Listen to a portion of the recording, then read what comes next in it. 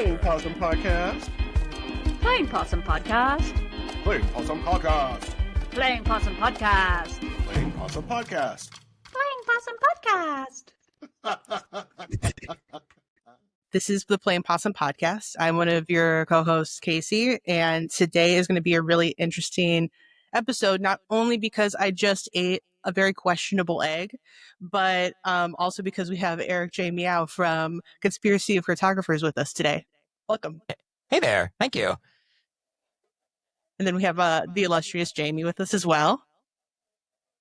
And we're missing out on Cat right now, but they might pop in and out as their fairy magic allows. I think there is like a lot that goes into a name, and you have like this really cool brand name, Conspiracy of Cartographers. What's the story behind that? Oh, it's a story. Tom Stoppard is a playwright. He did the play and movie Rosencrantz and Guildenstern Are Dead. Highly recommended. In it, there's a scene where Rosencrantz or Guildenstern, kind of unsure who's who, is talking about within the story of Hamlet going to England, as they did. And one of them says, England, I don't believe in it. And the other one says, what, just a conspiracy of cartographers? And among my friends, this was the best band name ever. We were like in the hardcore scene, and we're just like, this is, if we ever get a band together, this is the band name. And that was, oh God, like 95, 96. So about 10 years ago, I decided, well, that's never going to happen. So I'm just going to take it. And I did. So it's mine now. Thank you, Tom Stoppard. That is the best band name of all time. And It is, isn't an it? excellent brand as well. Such a shame. Totally. Are you instrumental? Are you musical at all? Do you play an instrument? I think I technically used to play guitar. So And the hope of a band is far off then, huh? oh, I mean, if it's punk rock, I can still do it. I can still do it, no Nice. problem. And then I was a vocalist in a band for Okay. That's awesome. That name, Yeah, it that was name all right. compared to Conspiracy of Photographers. no, the band name was awful. Okay. It was literally the drummer looking up a word in the dictionary and then looking up another word in the dictionary and putting them together, and suddenly you have a really bad band name. That's You're a vinyl collector, and which I think is interesting because it's such a tactile way of using music in this day and age. And for people who are listening that might not know your work, you're also a photographer and specialize in large format photography, which is, you know, those giant old cameras that usually have like one slide. Yeah. And you also do some screen printing for work, and you're a writer. And so I feel like you have all of these very like textile things going on. Is that kind of what drew you to doing large format work in the first place? Is its ability to just have your hands all over it? I think so. I mean, I think it really is as simple as that. A lot of people will say, like, "Oh, you know, I do it because I want to slow down." But that's like, you can do that with anything. You could do that with just taking photos with your phone. But large format, it really is. You're feeling and participating in literally every step of the way. You know, from, in my case, I shoot a lot of X-ray film, so I have to cut that down from larger sheets. So I'm in the darkroom cutting it down, and then I'll, you know, load it into dark, you know, into the holders, and then, you know, take the photo, and then you have to mess with like the lens, and sometimes I use a shutter, sometimes I don't, and so there's counting involved, and yeah, it's just a very involved way to, and just dumb way to take a picture. There are so many better ways to do it now, but Yeah. here we are, and yeah, so I guess that must be the reason. I like being involved. I'm just nosy into whatever the I'm extra doing. steps. Yeah, the extra steps. And it's a good reason to not, you know, take a bunch of photos. Like, you know, with a digital, you'll just shoot everything you can. And with the large format, you have to kind of decide, like, okay, I'm going to stake everything on this one bad composition and Be just much go more with it. intentional about it. Yeah. Yeah, you really have to commit. Well, it's nice to talk to someone who's still working in a dark room. I feel like there's so few photographers in my circle that actually go through the tactile process of shooting real film, developing real film, Yeah. negatives. Well, I haven't printed because the darkroom is just a tent where I work, but I do, I do everything but that. And I enjoy it. I really enjoy it. And I shoot the kind of film that you can develop under a red light. So I get to see all of the scientific magic happen. Dope. Yeah, it's part of the charm. It is, yeah. I recently read one of your posts about you taking your large format camera on the road, which I would love to maybe in a little bit like hear about this kind of annual like long road trip you go on, where you were scrambling through the canyons in Utah trying to like get a really great shot of an old building out in the middle of nowhere and running out of water. Yeah. And you have this giant camera strapped to your back. Could you give us like a little bit more about like what happened there and why it was so important to stick to that kind of that creative I don't know, parameters for yourself where you're bringing a large format camera into this big hike? I sometimes I just do stupid shit, and it really comes down to that. It was an idea. I think I had just started shooting large format at the time, and I was like, I want to do as much as I possibly can with large format, and so I did. I went down to into this canyon that had ancient Puebloan ruins from like about 1,000 years ago. And it was amazing. And I saw some really amazing things, almost none of which I photographed. But the things that I did, I don't know, it was dumb. I mean, it was dumb. It was just poor planning on my part. And there isn't a whole lot more than that. It makes a neat story, I guess. But in the end, it's like, wow, I almost died to take some admittedly shitty pictures. Like the best pictures of the day came from my cell phone. Yeah. Really? They just did. Yeah. Because I wasn't, like now that I have a little bit more experience with large format, I could probably go down in there and at least do what I wanted. Now I could probably pull that off. And now I'd bring more water and I'd stash water along the way and do like water caches and all of that. Because I know how to hike in the desert now. But then I was just a kid. It was 10 long years ago or something, 9 long years ago. I don't know. I thought I really had something, and it was very humbling when I got back and developed the photos. And it was like, these are really bad. These are really bad. I don't know if anybody's actually seen the large format. Like I think I took 3 or 4 other cameras too, and they turned out okay for the most part. And people have seen those, I think. But the large format ones, I don't think I ever did anything with them. So I may have put them in the post actually in that thing for the podcast Substack, whatever I'm doing there. I think I may have used them for that, but that may have been their debut. Sometimes you just do dumb things, and then you can look back on it years later and make a funny story out of it. Yeah, totally. I mean, those when you're a kid and you just don't know any better and you're like, this is a great idea and I'm going to do this. And I think it's part of like the learning experience. Like you can't really get to the next phase until, somehow you nearly kill yourself trying to get the shot. Yeah. I mean, I to be honest, I was like 40 at the time. So there's no excuse. It's just pure, it's underestimating the desert is what it comes down to.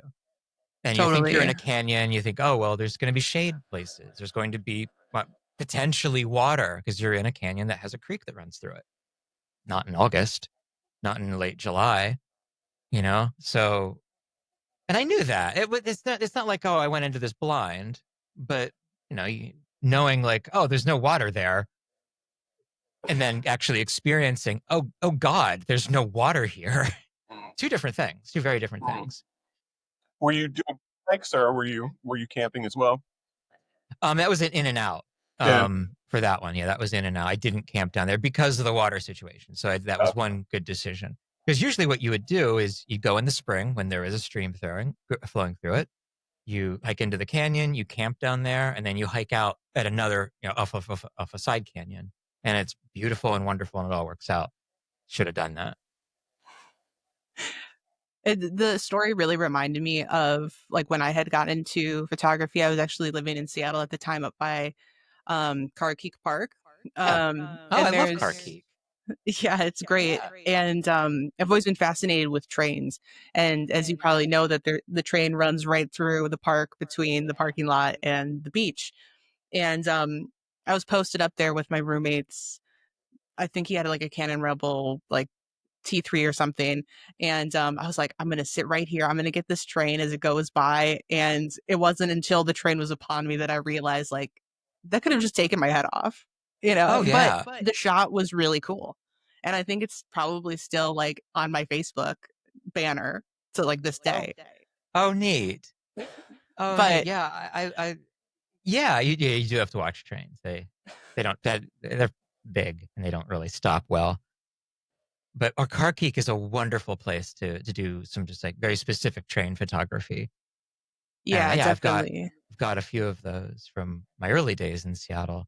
I would go there with a box camera and Nice. try to get a steady shot of one of the trains that went by. Yeah, it's great. That whole rail line that goes Carkeek to like Golden Gardens and down, like that is it's just so special because I feel like there's very few places on the West Coast that are like that give you that kind of opportunity to get the water and the sunset and the trains and stuff. So yeah. Um I know that one of the things that I've read about, well, I guess I don't know, but one of the things I read about your work is that you get a lot of your work done on these long road trips that you do yearly. Can you talk a little bit about how that informs like the rest of your process? I mean, it's more and more, it's becoming the whole thing. I'm a photographer 24 hours a day, 7 days a week. I work 1 month a year. I do camping. I do other stuff. I do other photography, especially in the spring. I do a lot of photography in the spring. But the summer, the July is kind of all in. If I didn't do a summer trip, I'd have to figure out my life, right? Basically. Um, it's very separate. I don't know if informs is the right word. Um, I think it's very separate. They're two very, very separate kinds of photography. Hmm. I'll do like an overnight or maybe like a long weekend in Washington or touch of Idaho or something during the spring. But in the summer, I'm camping every night for a month.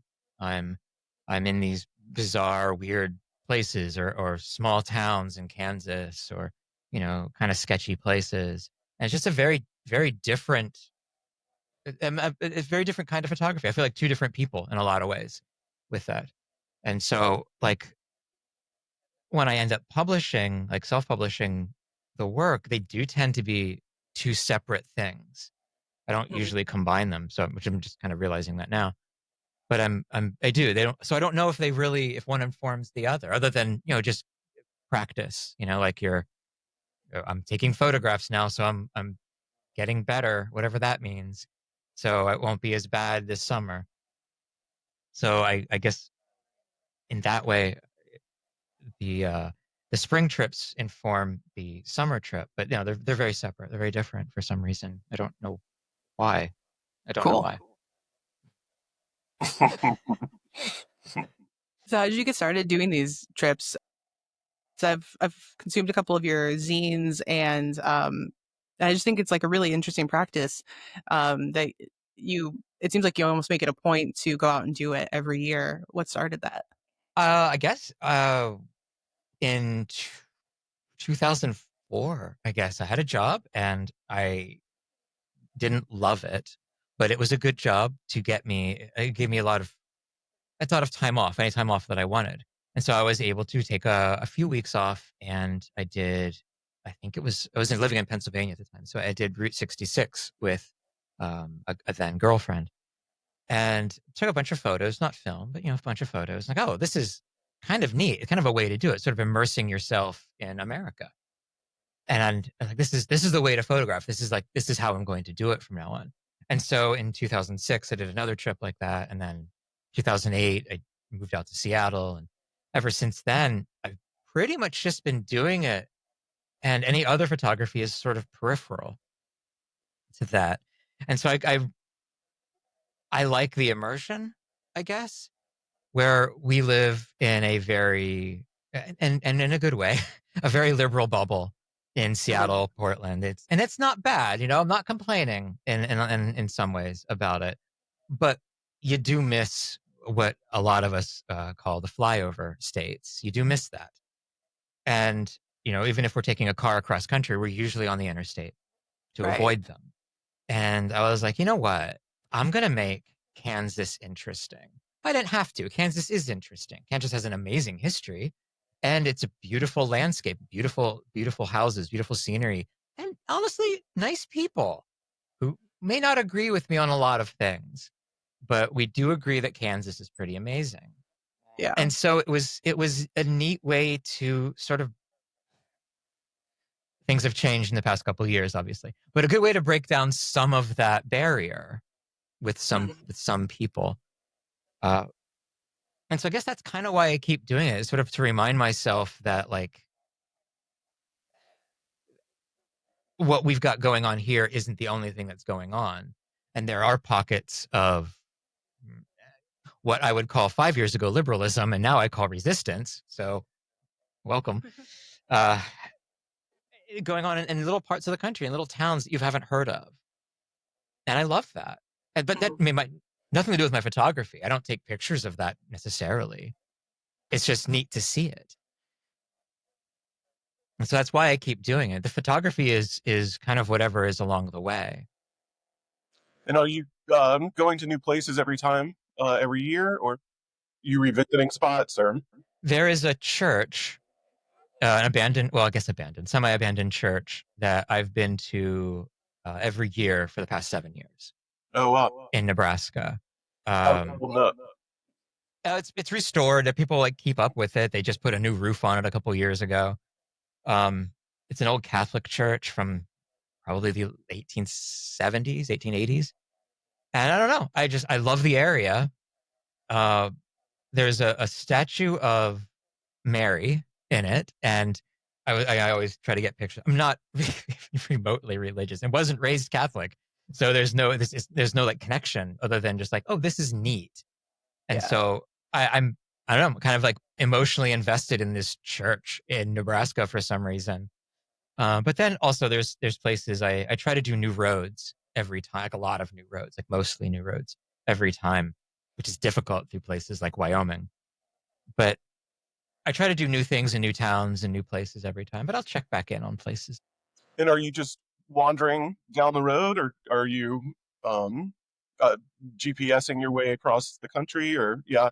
There's this romantic notion that we have a lot of times of, I'm just going to drive and take me wherever my car takes. If I see a road, I'll just take it and see where it leads. And I tried that. And you get I got 2 pictures out of it because sometimes there's just nothing there. Right. So I do a lot of planning. I have, a lot of science, satellite maps and looking at other people's photos and looking at Google Street Views for small towns and things like that. And in places like Kansas or even Eastern Washington and Eastern Oregon to an extent, everything's laid out in a grid pattern. All the roads are laid out in a grid pattern. So when you find a road that doesn't match that pattern, that goes with the contours of the land, it's generally an older road, or a road that roads parallel to a railroad. And both of those are great for photos because that's where people used to live. And they usually don't anymore. So you get to there's little peeks into how we used to do stuff as early settlers or Americans, or even well before that. It's kind of it's one of the big reasons why I do that, to kind of connect with those. Are there any regions you haven't explored? Are there any region? Yeah, Southwest I haven't done too much. The South, almost not at all. I think I've been through all the 48 states, camped or slept in all of them, but I haven't done the East Coast too much. Last year I did a bit, and the year before that I did a little bit too. But yeah, missing a lot of the South. Is that part of the bucket list, or It's really humid there. ah, It's really hot. I'm in Mississippi. I promise it's humid as hell. Oh yeah, it's really really hot, and I'm from Pennsylvania. I'm used to the humidity, but you mix that with heat, and it's just miserable. Like I'm okay with suffering for art, but like, come on. Yeah, it would have to be spring or fall. Yeah, and that's harder to get with the jobs that I do with screen Mhm. printing. We do mostly schools, so it's really hard to get off when the kids are in session. Well, I really find that idea very inspiring, to take that time for yourself to get out, and take yourself out of your normal element, and with no expectations other than just to make some work. And That's it. Yeah, that's you know, really it. Uh, and it's important. And we don't do that. We used to travel a lot because it was very inconvenient to travel. So when we did it, we did it. We were in the car. We were going out for weeks and weeks at a time, just because that's the only way you could do it. And we've lost, even as like earlier humans, that's how we traveled. We were very nomadic and we traveled. And so that's in our blood. We have that. And it can be a little scary because we don't do that anymore. And it is actually scary. But I think it's so worth it to do that. I think we create things so much differently when we're out of our element and on the road and we have these parameters to do things by than we do in like a studio or, in our backyard. Nothing wrong with either of those things. It's just different. But I think it's important that we can at least have access to do that in some way. I feel like you touched on something where it's like travel's like a little bit scary, and I definitely get that in the way of like maybe I'm not necessarily scared, but I get the scaries. And there was I guess it was maybe about a year and a half ago now, I had taken like a week and a half. And I was in Arizona, like driving around like Southeast Arizona with my aunts and just running through rolls of film. And like about halfway through, I was like, like emotionally, like I need a break. This is a lot. I haven't seen my cat in days. Yeah. My emotional support cat, like the umbilical cord was like too tight.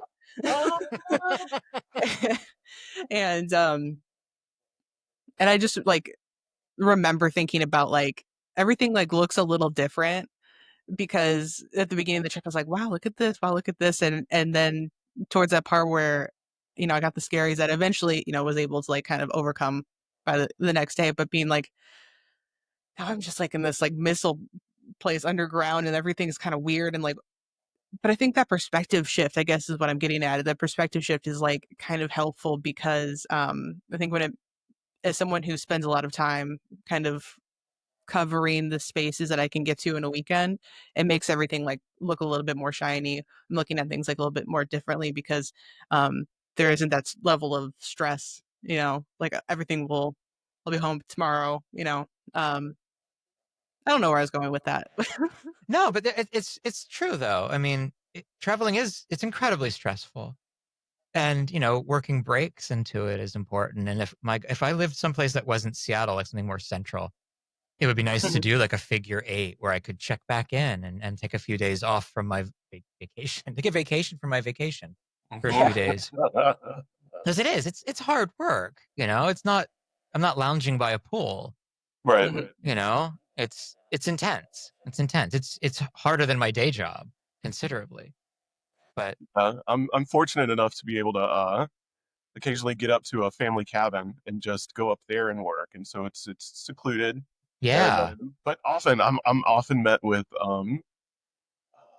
people curious about how I'm spending my time up there, and I just started telling people I'm eating bonbons and watching TV. That's all. When in reality, I'm working my tail off, and grateful for the time to not be working some other job, but to actually be just focused on making work. And it's a godsend, and it does. It's such a an important experience to take yourself out of your your daily routine and your daily habits and your daily environment. And there's also something nice to coming back to those things after having been away for a while. Generally, I think I'm over cities right now. So Yeah. living in like Seattle, I'm pretty over Seattle. Don't hate it. It's it's fine. But it does. No, I think I'm just very over Seattle. I was gonna try to say something like, "Oh, it's it does make it look a little bit." No, I'm just over Seattle. I think that I'm working on this whole theory that humans shouldn't live in cities. So that's where I am right now. Yeah. I agree with you at this point in time. I'm in my less people era, and that's the joy of going to the cabin for me. Is I have the option of going to town and seeing people grocery shopping, that sort of thing. But if I don't want to be around anybody, which I really am kind of peopled out right now at the end of the summer, I'm inching about 5-6 weeks away from getting back to the cabin, and I'm ready. I want everybody to disappear. Yeah, I don't. But I'm ready to not have that stimulation and to not have forced conversation and that neighbors and all that kind of stuff. I almost feel bad, I guess, for feeling this way because I am, I've pushed like community and we're all in this together for so long. And I still believe all of that. But like, I need some space, man. I like hiking, for example, but in Seattle to go hiking, you generally go into the pass, which is Snoqualmie Pass, which is where everybody goes. And you hike like 3 or 4 of the same trails. And I went up there it was like last Monday, not to hike, just drove through to see what was up. And the parking lots were full on a freaking Monday. Parking lots, not even trailheads. Right. These are parking lots for the trailhead. And it's like, you're like walking single file with, a bunch of people to get to a place where you overlook the city where you live. I'm like, well, this is ridiculous. I don't get the appeal. So when I go out hiking and all of that, I do head towards places where there's no trailhead necessarily, or if there is, there's nobody else parked there. There aren't like 8 other Subarus there, even. I have a Subaru. I am from Seattle. This is, they issue them as soon as you move to the city, and I like that. I get to a trailhead and there's like a couple cars there. I'm like, God damn it, just like 2 or 3. It's like probably not going to run into these people. Then if I do, it's going to be a pleasant conversation. It's going to be, oh, hey, how's it going? Oh, look out for this or whatever. Rattlesnake down here. Careful. But, I like getting out where there's like, I'm the only person there, which is selfish and short-sighted, but it's also nice. It's really nice. I think it's restorative, I think so. Yeah, I can definitely agree. I feel like I just it informs how I travel or get from place to place now. Like I'm much more of I'll take the extra 35 minutes to go the long way, so I'm not on I-5. Or it was a couple weeks ago I went camping up near Gold Bar because there's like a Bigfoot themed like espresso stand like off of Highway 2 by Index. So I was going to that one, and I went like the craziest way, like just to avoid Seattle Tacoma traffic, like up around through Issaquah, and it was like it took so much longer, but you don't see nearly as many people, and you're like not in the stress of like being on the interstate. And it's like, wow, this is so much better than like being stuck in it but getting there faster. But I think that's, I don't know, just to your point, I feel like I'm moving in more of this direction of like it doesn't bring me the same amount of value to always be where the people are. And I think that's something that's interesting about your work is that it's like where people used to be a lot of times, like the old churches or the buildings that have fallen over. It's like that used to be what I'm currently avoiding. Yeah, I like that. I do. Most of my work is very human. There is this trend in nature photography, which I guess I kind of fall into that category sometimes, though it's weird, that you want to avoid what's called the hand of man. And that's laughable because we live in America. We've completely changed every bit of the land. So every photo you could take, especially when you open it up and see like a wider view, has been changed through either logging or agriculture or grazing. or people just living there, or even before white people colonized it, Native American tribes lived all over. They changed the land. They invented corn. We as humans have completely changed the land for good and mostly bad, but for good as well. And I like showing that because I don't know, it's such a weird misconception that there can be a nature photographer where all you do is photograph nature. Or even, even like I don't know, I do look a lot of my work as almost portraiture in a sense. I don't take portraits because I'm bad at it. And I have a hard time doing things that I'm bad at. But I know that I'm bad at. I'm obviously do a lot of things that I'm bad at, but things that I know that I'm bad at, I have a really hard time doing. So I tried a few portraits last year and still bad at that. And so I like doing portraits of trees, portraits of houses that used to, they're kind of there still, portraits of fences. And a lot of people don't see them as portraits, but, taking a picture of like, I don't know, like a pretty common picture of like a fence post with like wires going off of it. It's not a portrait in the strictest sense, but, humans put that there. At least two. It takes two people to put up a fence post generally. Right. So two people were there, even like the old rickety ones. They were there at some point in the middle of nowhere. Nobody around for miles. Nobody's been there for maybe years. But you're there with this fence post that two other people sweated and cursed putting up barbed wire because they didn't want their cows to get over to this other piece of land that was somebody else's for some reason. And so there's such a story there. And every little piece like that, there's such a story that it almost, I don't know how it can't be a portrait.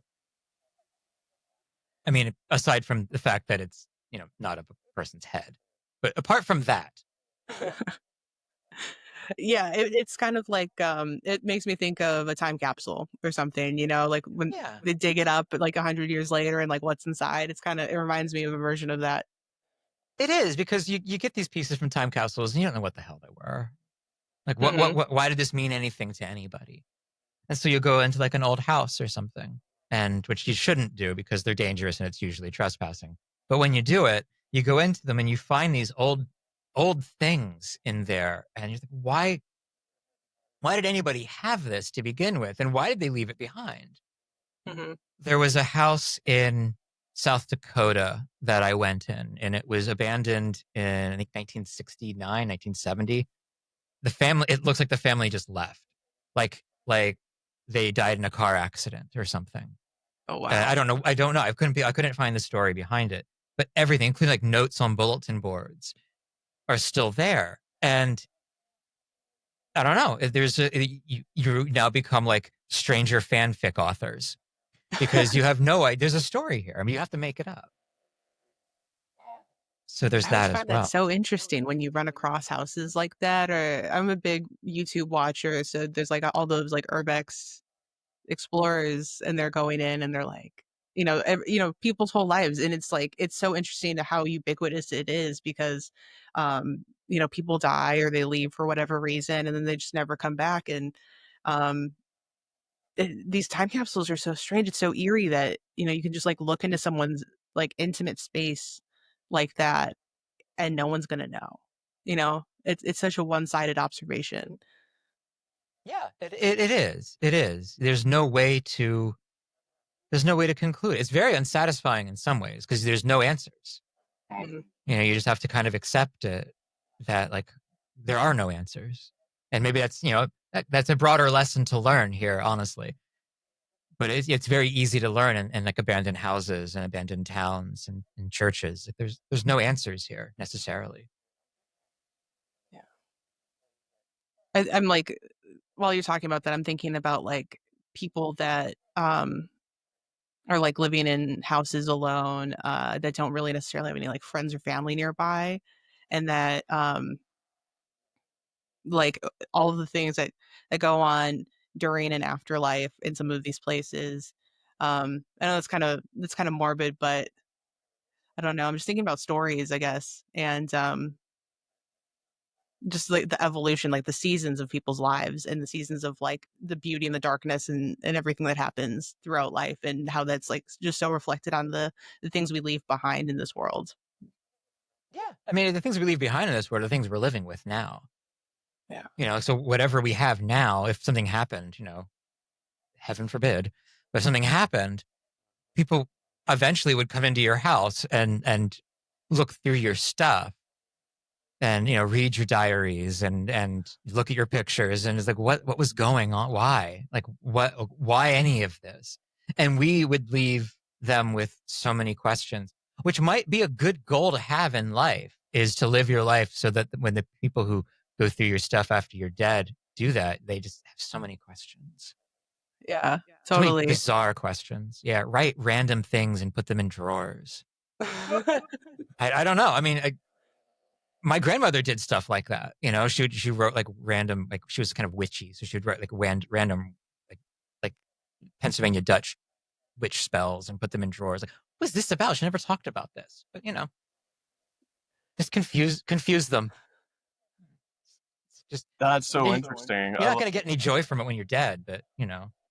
Having cleared out a few family members' homes, it is wild what is left behind, especially those that are not, you know, advanced age, not anticipating passing or whatever. You know, you really catch somebody in the middle of their life. What's left behind? My Aunt Paula left behind 27 footstools. What? But she Wow. was going to be tall and thin in her next life. And she was neither of those things in this one. And when they deconstructed the house, you know, they put lamps over here and chairs over here, and she had 27 footstools in her house. That's wow, just like a footstool collector. No, just like she always had stuff she needed to reach. So they, you know, Yeah. like 3 in the kitchen, and there were, you know, multiples in the den, and you know, Get it. I'm you know, junking, you know, going around antiquing and stuff like that. But yeah. yeah, I guess Ah, well, other people would come back with milk glass or coronation memorabilia. She would come back with a footstool. that's great to have just like a bizarre like useful. I mean, I'm 5'4". I totally get the use out of that. Like, oh yeah, absolutely. There's books you can see behind me up there on the. I can't reach those. They're going to be there forever. So I get it. You know, footstools. It's where it's at. Mhm.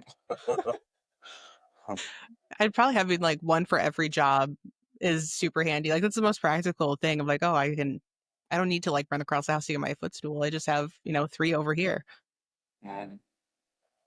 Being a maximalist, but only with footstools. I love it. Well, being that we're here in the middle of August, did you just finish this year's photo trip? Yeah, I finished about a week and a half ago.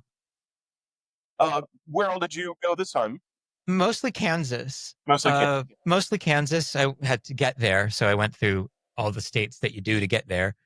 But back roads through most of the states. Very little interstate. I don't like interstates. They're handy when you need them. You know, it's nice.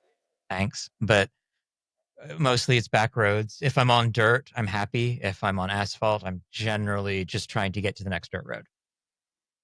And do you travel alone? Yeah, I travel alone because the way I travel is it's hard. You know, it's hard on you. It's hard on me. And I don't want to do that to another person. And also, unless you're like really freaking into it, taking another person along with something like this is just not a good recipe for anybody to have a good time. Yeah. Yeah. Yeah. Takes you out of the moment, I would imagine. Well, yeah, it can. Yeah. And I don't know. I mean, it's also just, it's nice to be alone for a month, getting back to that, I guess. But it's just nice to, it's lonely. It's nice to feel lonesome and bored, you know, 2 things that are very hard to feel in a city. So, you know, it is nice to feel all of that. But Kansas was nice. Kansas was great this year. Beautiful. It was, I do a lot of cloud stuff in my photography. I like to, I try to. And this year, Kansas was very overcast for me, a lot of storm, but there was also like a heat wave going through. So I was able to follow the storm, not like storm chasing or anything like that, but like follow the storms from as they progressed to keep everything around 72 degrees because everything else was 100 degrees around me. Oh wow.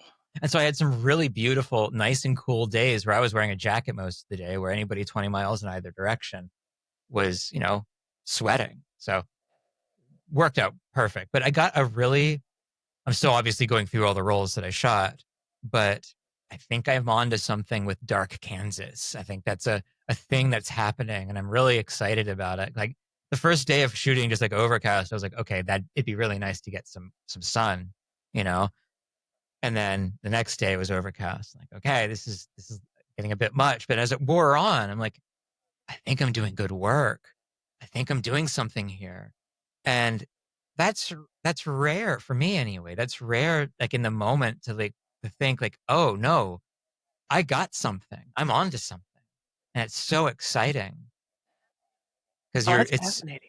I mean, like when you're working on something, it's hard to feel that way till you're finished, and you're like, oh, I like this. I like what I did here. Or you're doing is it's so rote and so common that you're like, oh yeah, I know what I'm doing here. I'm gonna get some good pictures out of this.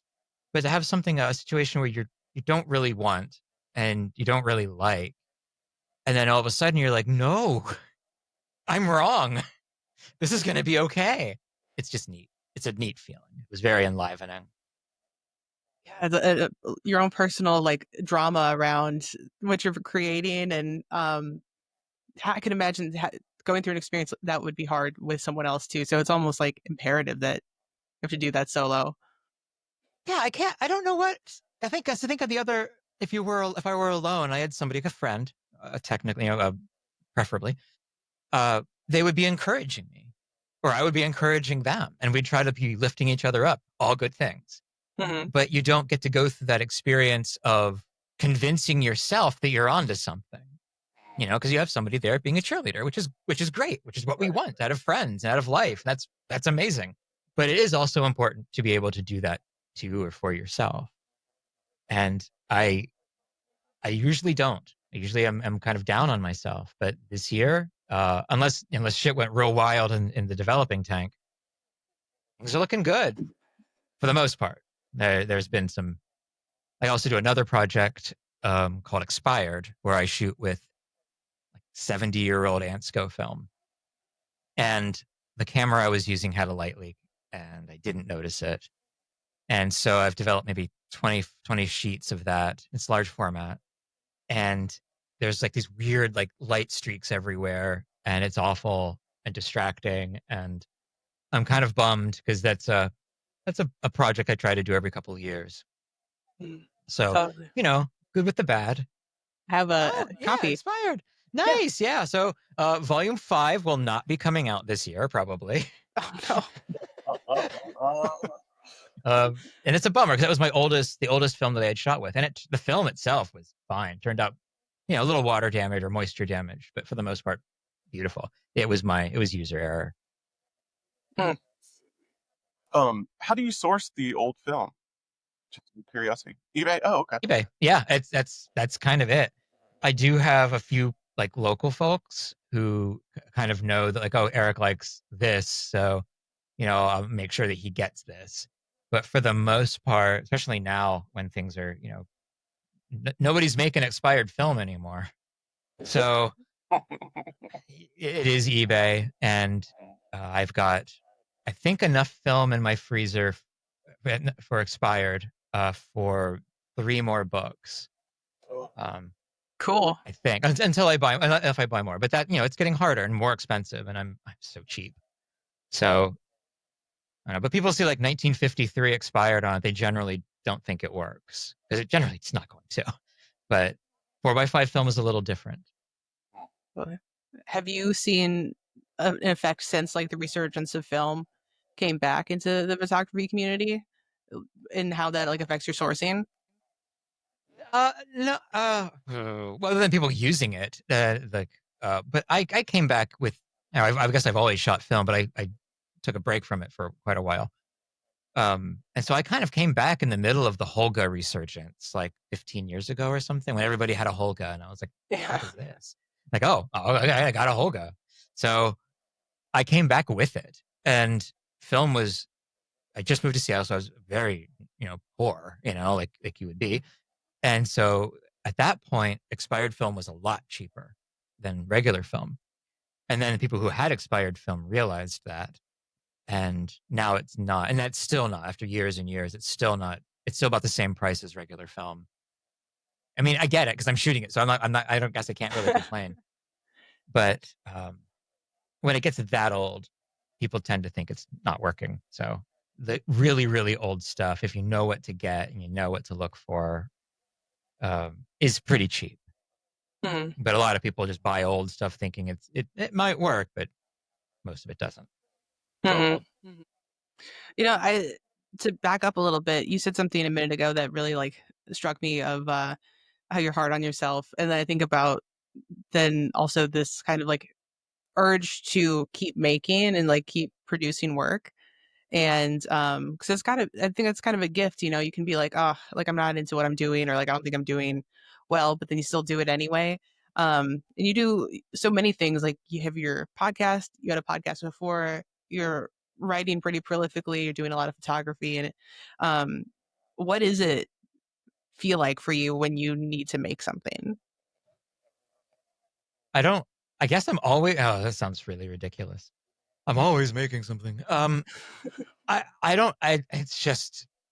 It's just part of me. I'm not like pretentious enough to say like, oh, I didn't find photography. Photography found me, because that's ridiculous. I like it. And it just boils down to it. We do this because we enjoy it. We enjoy creating things. That's the only reason we really do it. We can come up with some like really esoteric reasons or artist statements or whatever, but what it boils down to, like, we enjoy it. We're having fun. Mm-hmm. You know, this tortured artist thing. No, no, we're enjoying this. There's times when it's hard. There's times when it's really impossible or we fail a lot, but we still enjoy it overall. Otherwise we wouldn't do it. It's why, like, you know, it's why we don't do other hobbies. You know, like we have things that we enjoy doing and we don't do the other stuff. Like I'm not a model railroader. I don't think I would enjoy it. I think it's cool that people do it. I think it's awesome, but I don't do it because it's not something I enjoy. So I do photography because I enjoy it. And so I don't ever feel the pressure to create. Well, I guess with the podcast, sort of, you know, we were on a schedule and I try to keep myself on a schedule now, but I don't like that. I don't care for that. But otherwise, you know, I'm doing it anyway. So like things like sharing on social media or whatever, I don't feel a pressure to do it because I got these photos, so I may as well. I don't ever feel I have more photos than days of sharing. So I'm not going to run out. So I don't feel that pressure to go out and take photos to create something. I feel the urge to create things, you know, like I feel the urge to create that Dark Kansas book, and I've got ideas and all of that already going, but I enjoy that. There's no pressure. It's not like I have a publisher, like, or an editor going, oh, you know, the deadline for this is, you know, next Tuesday or something. But it's just me. And, you know, we're not selling tons of these things. So the pressure we put on ourselves is really unnecessary. Nobody's beating down my door for anything I'm doing here, you know? So it's just easy. The only pressure I've got is myself, and I'm really not into pressuring myself. Except with the podcast. That's a different thing, I guess. I don't know how Jamie feels about this, but I feel like sometimes our podcast is the hardest part of like my maker experience day to day. Cause like I'll be in my studio by myself and it's like that moment in Dirty Dancing where Jennifer Grey and Patrick Swayze are looking at each other from the stage and down the aisle. And I'm like, I had the time of my life. And then I'm like, I have to do something that someone expects me to do. And I'm like, God, this is so much harder. But I still enjoy it, but no, I guess, yeah, I feel the same way. It's just, you can't help yourself and make something. Yeah. Well, I mean, podcast, it's performance. Mm-hmm. It's a very different kind of art. You know, I mean, I'm writing and all that. And so I'm writing and then writing is whatever. But then you read it, because I do a lot of the scripted stuff, you know. Mm-hmm. And so there is that performance. Or in this case, you know, we're all we're not having a natural conversation we would have if all three of us were sitting around a table with nobody listening. Right. So there is a performance aspect to it. We're playing characters very similar to our real life personas, but they're characters nonetheless. And so, and in some cases, like the podcast I had previous it was a fully different character, not completely, but it was a very different character. And the one I'm doing now, it's a different character. Mm-hmm. But that's fun, right? I mean, there's a little bit of pretend to it. And we don't do that enough as adults, unless you're like a LARPer, which good for you, but I'm not. So here's I'm LARPing as a photography podcaster. Today I'm LARPing as a photography podcaster being interviewed. So yes, it works. Yeah. No, it is not for me, Casey. I look forward to these conversations. I don't have a whole lot of stimulation in my current community. So yeah, it's nice to connect with other artists and stuff. And yeah, grateful that you joined us today. Yeah. So I wasn't saying this is hard. I just like editing it. No. Editing it? Yeah, editing is a totally different thing. Yeah. Oh, that's funny. I realized how that came off now. I was like, oh, that's not what I meant. No, that's not the way at all. No, not at all. Well, you're saying it's an easier experience to just be in your studio and working, right? Yeah. Yeah. Yeah. Well, no, you're natural at this too, Casey. I'm LARPing as a socialite. Exactly. Yes. I mean, you were saying something about that, like you don't want to see your neighbors all the time. You want some alone time, and I'm definitely like the neighbor that's like, oh, Yeah. like, I didn't even see you there. Yeah. Well, and to all my neighbors who are friends of the pod, I love you guys. I just need alone time. Right. A good friendly wave and a walk away. That's fine. Yeah, well, it's a very Seattle thing. We don't. In that way, it's good in Seattle. I mean, there is like the Seattle freeze, and it's hard to make friends. That's all bad. But if you want to avoid conversation and live in a city, move to Seattle because no one will talk to you. And if you try to talk to them, well, in small town Mississippi, it's everybody's ready to know everything. I grew up in a small town in Pennsylvania, and visiting it last year, it was, went to the carnival, the local carnival was happening, Fireman's Carnival. And nice. And seeing all these people that I used to know, like mostly my parents' friends, because all my friends moved away. There was a niceness to it.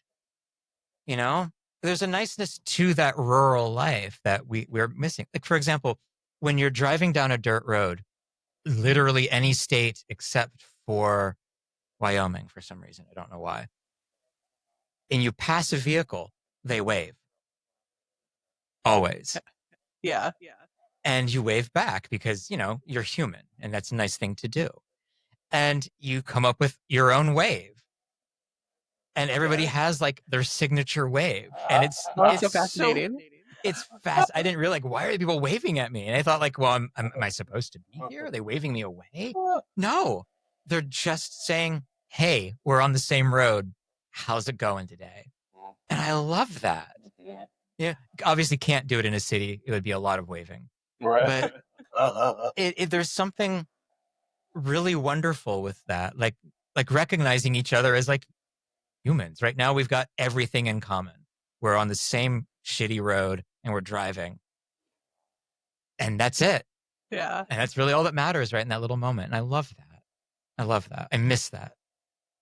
Have you come up with a signature wave for yourself? I don't.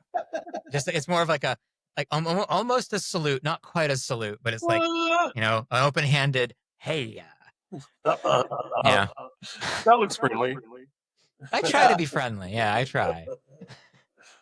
That's awesome. Well, we are coming up close to our time, and this has been such a fun conversation. Before we leave you, do you want to promote anything? Your social media? Anything coming out? I must have something coming out at some point soon. I always do. Nothing's planned. That Dark Kansas book might show up at some point. But I did just release a couple of things. I released something called Cloudless. And then a couple other things, but I've got it. ericjmeow.com has all of that. On Instagram, I'm conspiracy.of.cartographers. I'm also on Blue Sky at consofcart. Whatever. I don't know, something, but easy enough to find. Awesome. Cool. And for listeners, to sign up for our newsletter and find us on Blue Sky and Instagram at Playing Possum Collective and our website as well. So, thanks for joining us today, Eric. It's been such Thanks for a pleasure having to me. get to talk to you. Thank you. Yeah, Very this has nice been to really meet fun. you. Good meeting you.